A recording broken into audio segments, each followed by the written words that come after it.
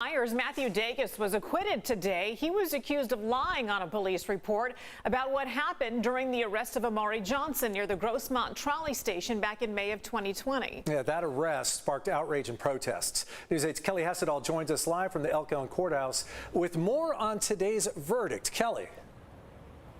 Yeah, and the jury spent about a day deliberating this case before reaching a verdict. That verdict was read before noon today. Here's a look inside the courtroom. We, the jury, in the above entitled cause, find the defendant, Matthew James Davis, not guilty of filing a false report in violation of Penal Code Section 118.1 as charged in count 1 of the information dated December 10th.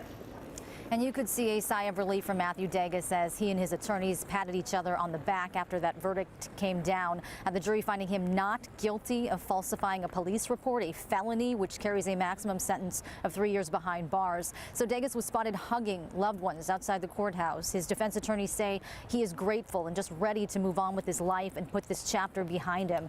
This is the video that went viral last year of him arresting Amari Johnson. The arrest happened just 2 days after George Floyd was killed by a police officer in Minneapolis.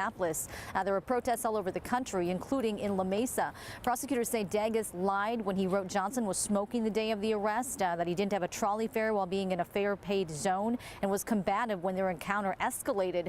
No cigarettes or lighter were ever found. We spoke to Davis's attorney outside the courtroom, but first you'll hear from Yusef Miller of the Racial Justice Coalition of San Diego.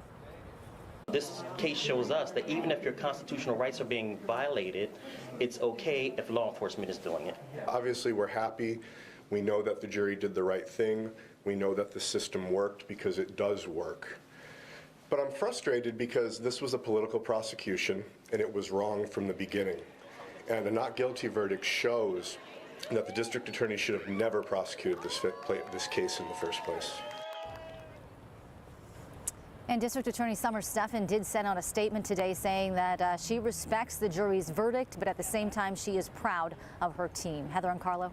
A lot of attention on this case. Kelly, what was Amari Johnson's reaction to this verdict, the young man in the video, and what's next for Matthew Davis?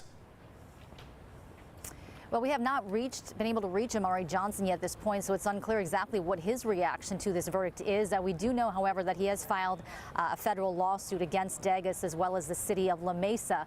As for Davis himself, his attorney says his fight is not over, that he still wants to be a police officer. So at this point, he's just fighting to get his job back. All right, our Kelly Hessedall reporting live from the East County Courthouse. Kelly, thanks.